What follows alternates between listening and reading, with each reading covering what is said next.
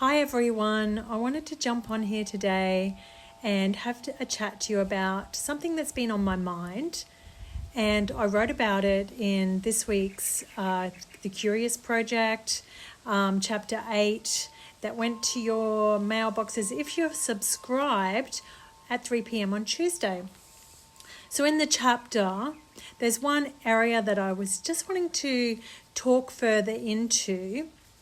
Now, if you haven't read the chapter, that's completely fine. And if you're not subscribed, send me a message and I will get the chapter straight through to you.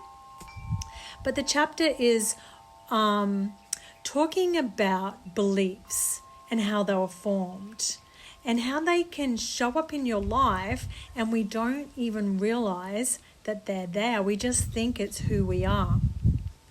So my name is Deidre. I'm the self-relationship coach, and I wanted to share with you what I have been thinking about, how it shows up in my life, and how I have sat with the belief systems that I thought were my truth, and I discovered that they actually weren't.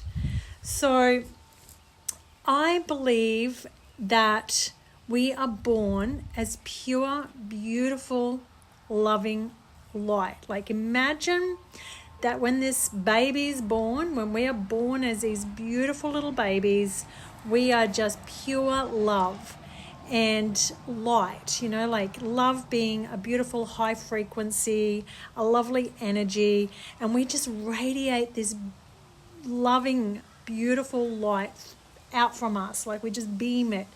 Often we look at babies and it just brings joy to our hearts, especially when they're part of our family. So we come into the world this way, and as we go through life, we have to adapt to the environment in which we're being raised.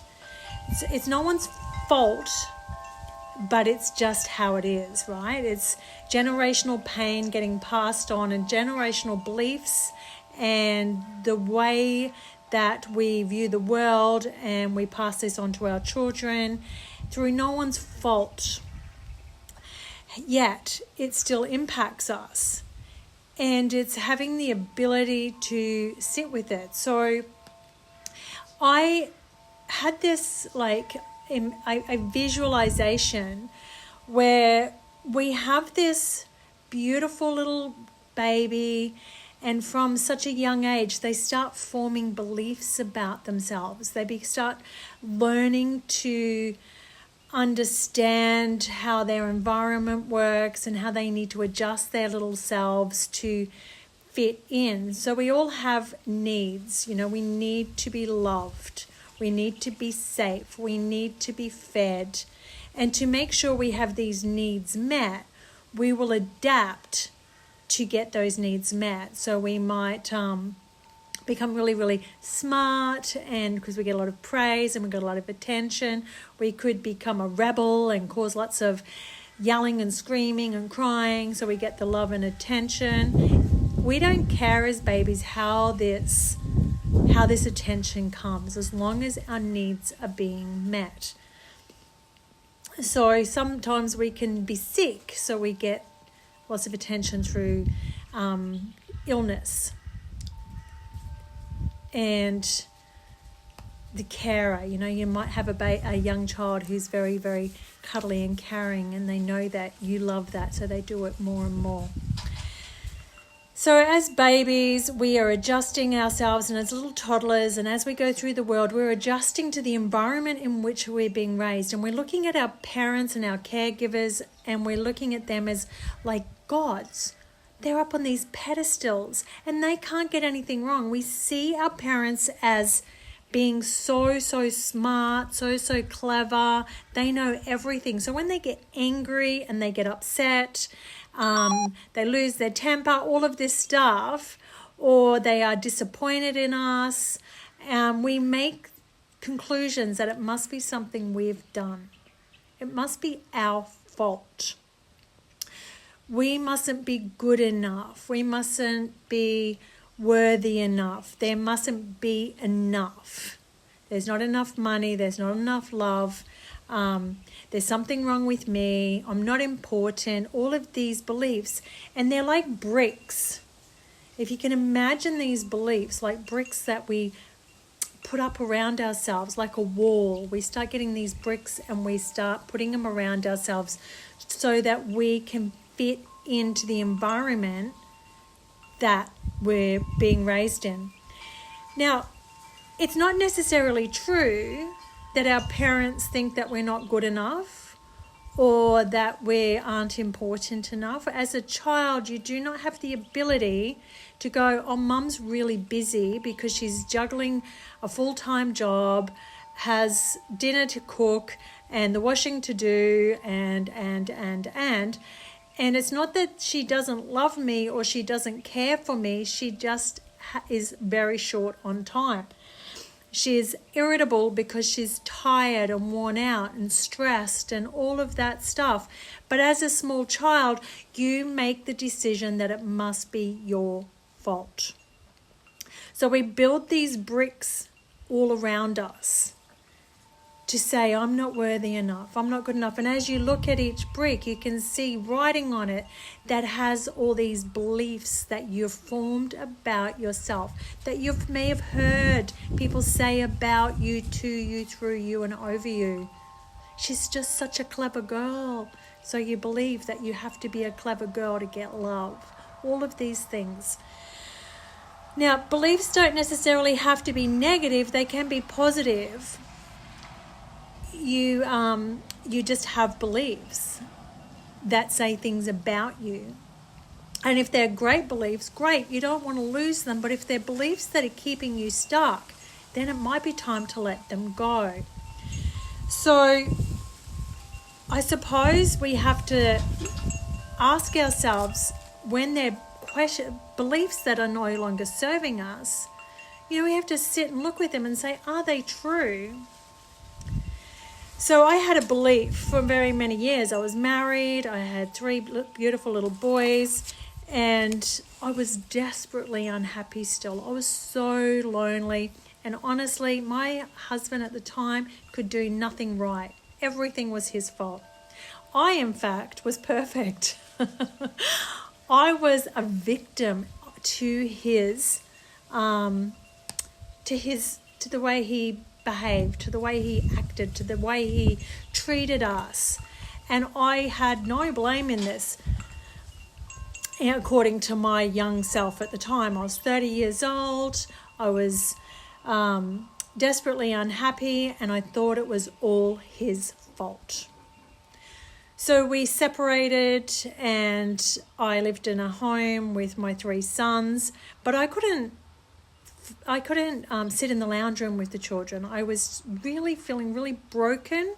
I was feeling really, really lonely, and I didn't know how to go and sit in this lounge room with my sons and watch TV, because I felt like as though I'd just broken everything.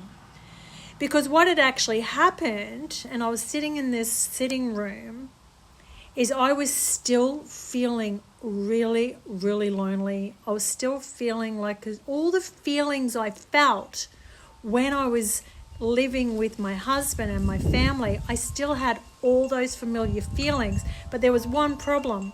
He wasn't there. So it couldn't be his fault. And I remember feeling so devastated at the time, because if he wasn't there and it wasn't his fault, whose fault was it? I couldn't blame him anymore, because he literally was not in the picture. So it had to be my fault. That was a really hard pill to swallow at the time. I remember feeling so heartbroken. What had I done? Why had I done it? Why was I still feeling this way? And all the questions, all the uncertainty, all the confusion, because I thought that when he was no longer in my life, I would feel better. I'd be happy. I wouldn't be carrying the weight of all of the things that I thought he was doing to me. So as you can imagine, this wasn't an easy time. So I had to sit with that, and I had to unravel that. And I had to come to the understanding that I needed to take responsibility for how I was feeling. I needed to go within and ask myself, where was I in this picture? How did I contribute to the failure of the relationship and how I was feeling? So I've just got some notes here.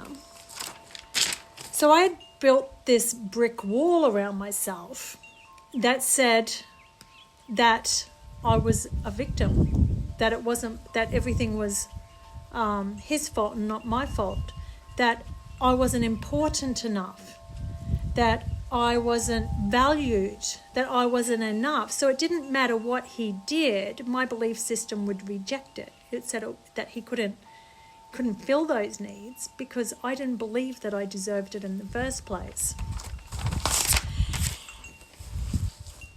The brick wall has mortar in it. You know, like if you see a brick wall and you've got all your bricks all the way, and you've got the mortar that holds the bricks together.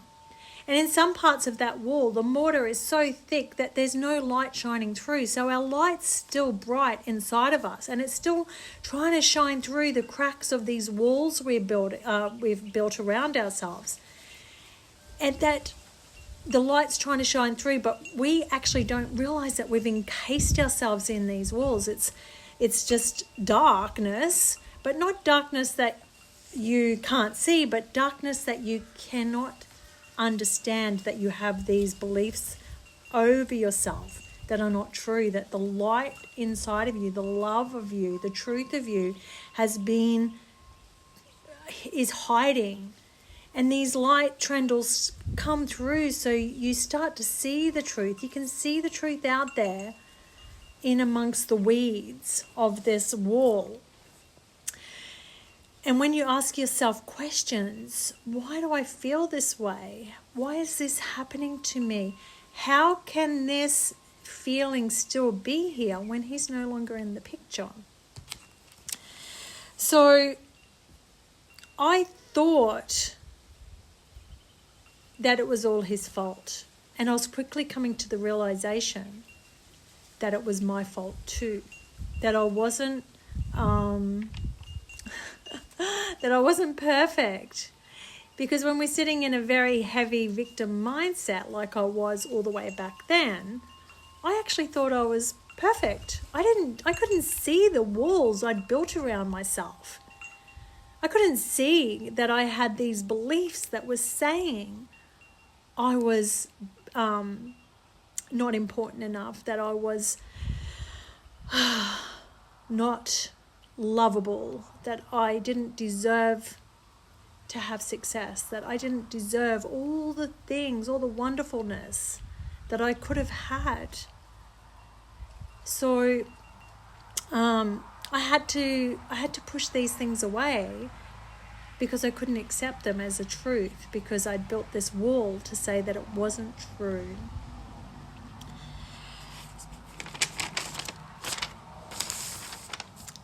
So I suppose the question I have for you is, where does this sit in your life? Where can you see something, a familiar belief in your life that keeps you stuck in a pattern of behavior that says you're not worthy enough, you're not good enough, you can't have, there's never enough.